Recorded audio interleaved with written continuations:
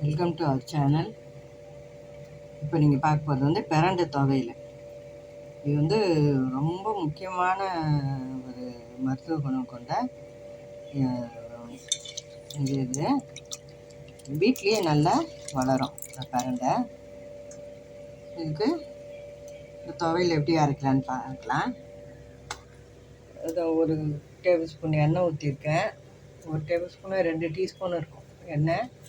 இது கடுகு, உளுத்தம்பருப்பு, கடலைப்பருப்பு கொஞ்சம் போட்டுக்கலாம்.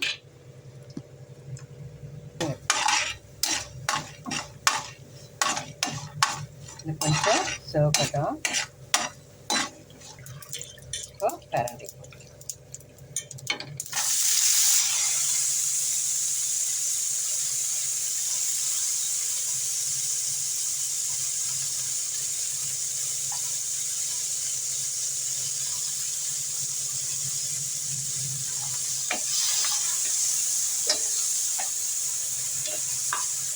வதங்கட்டும்.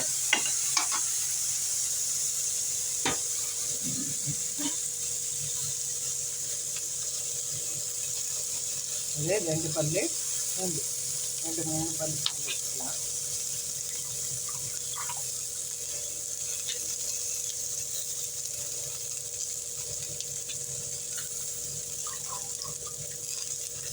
இது கூட வந்து நான் கொத்தமல்லி, அந்த கருவேப்பிலை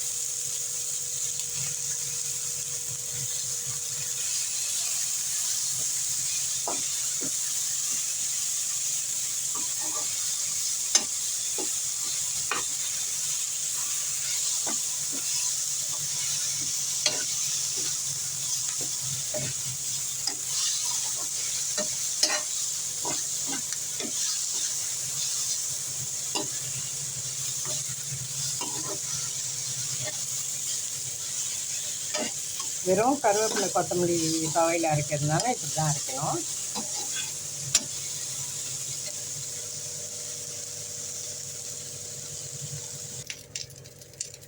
இஞ்சி வந்து இந்த அளவுக்கு போட்டுக்கோங்க. புளி வந்து இந்த அளவுக்கு புளி.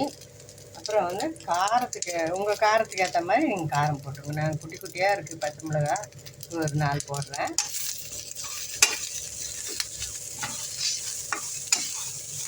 அப்புறம் பெருங்காயம்,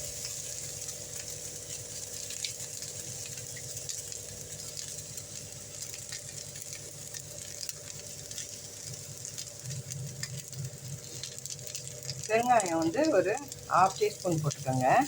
சில பேர் பெருங்காய வாசனை பிடிக்காது.